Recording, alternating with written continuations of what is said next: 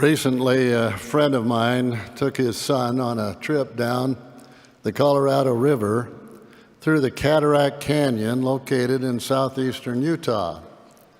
The canyon is famous for its 14 miles of whitewater rapids that can be particularly hazardous. In preparation for their adventure, they had carefully reviewed the National Park Service website, which contains important information about personal preparedness and common hidden hazards. At the beginning of the trip, one of the experienced river guides reviewed important safety instructions, emphasizing 3 rules that would ensure the group's safe travel through the rapids. Rule number 1, stay in the boat. Rule number 2, always wear a life jacket. And rule number 3, always hold on with both hands. He then again, with even more emphasis, above all, he said, remember the rule, stay in the boat. The Church of Jesus Christ of Latter-day Saints and its investment arm will pay a fine totaling $5 million for failing to disclose investment holdings.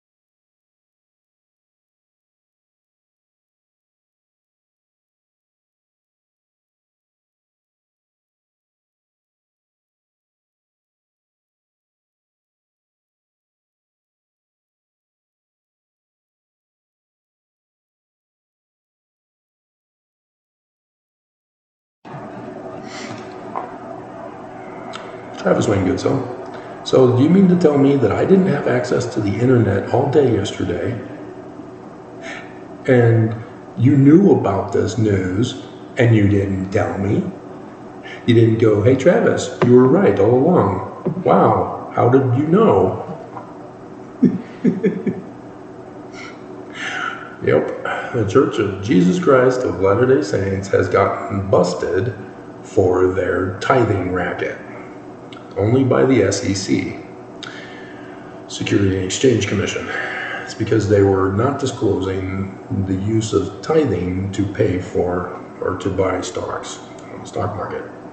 They were corrupt. They were withholding information. You're not allowed to do that. And so the church leadership, the prophets, make some major blunders here that exposes them as corrupt and evil. And all Mormons are wanting to hide and hope it goes away and everybody will forget. It hasn't been forgotten about, guys.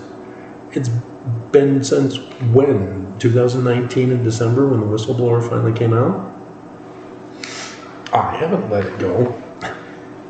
That's why the church is pissed. You cannot violate the law.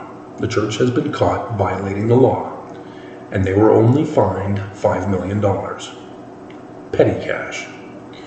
See, their investment fund, last we knew, was over $100 billion. So this is nothing for them. They've already made that back.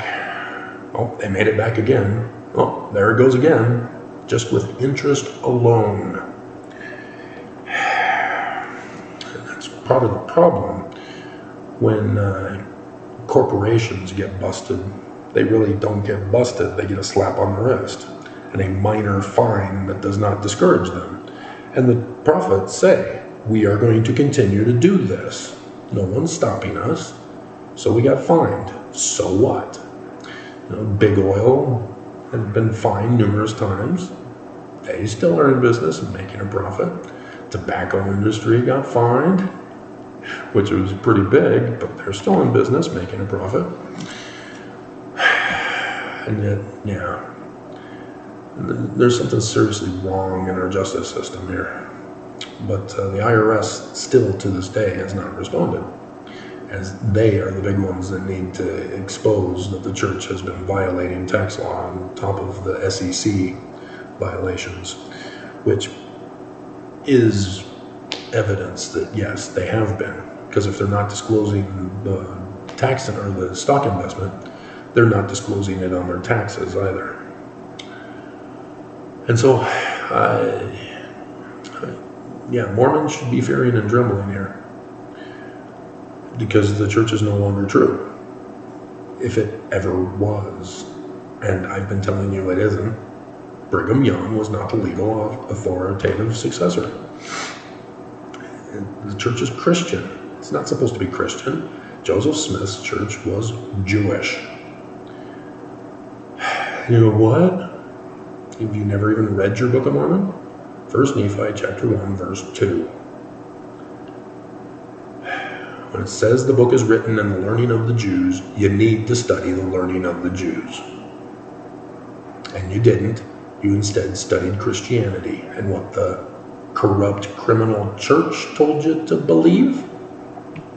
Because that's what they are now. They got exposed as corrupt and criminal.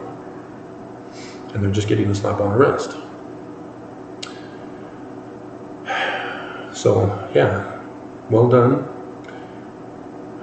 to the whistleblower who's been more successful than others of us who have been trying to spread the word.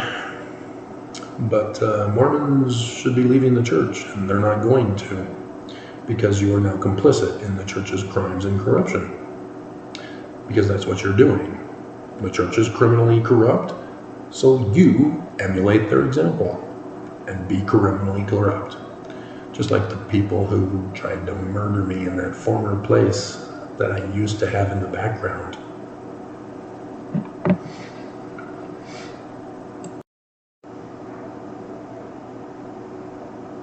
And one last thing, as per their excuse for doing this, the prophets said that they didn't want to appear in a negative light.